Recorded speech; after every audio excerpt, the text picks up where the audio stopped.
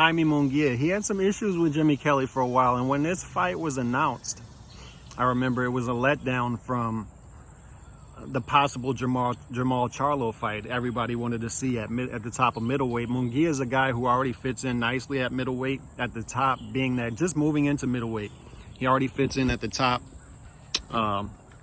being that it's not a deep division, and it's not a division in which guys have mixed it up with each other.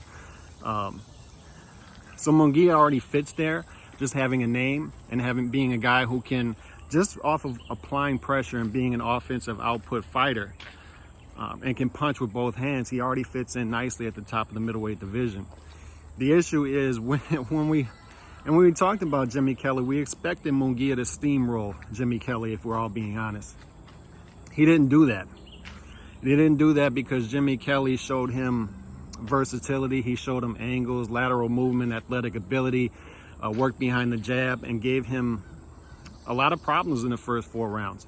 The issue with Munguia, if you're facing him, is that there eventually comes that point when his offensive pressure starts to get to you. So if you can't deal with that offensive pressure, no matter what you do before that, Munguia completely offsets it when he has his success. He has erasers in both hands, and he's a combination puncher. He's an offensive output machine, and he's fun.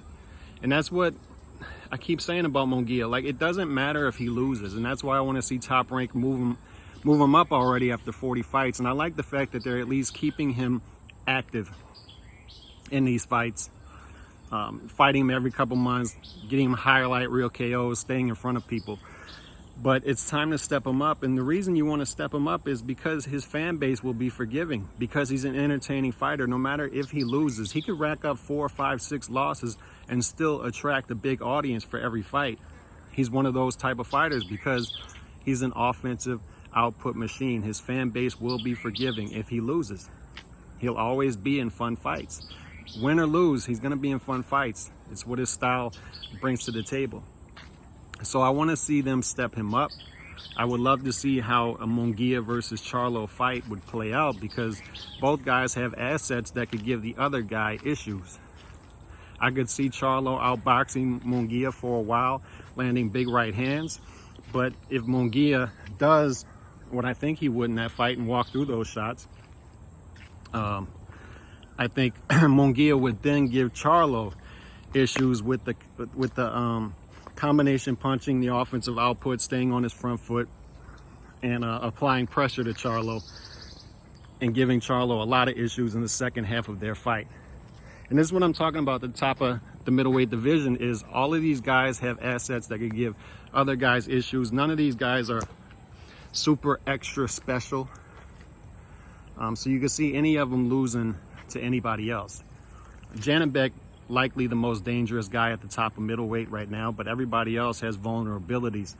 And Munguia showed his against Jimmy Kelly. A guy at Jimmy Kelly's level, if you're who Munguia, who they say he is, Munguia should have walked through Jimmy Kelly, but he didn't.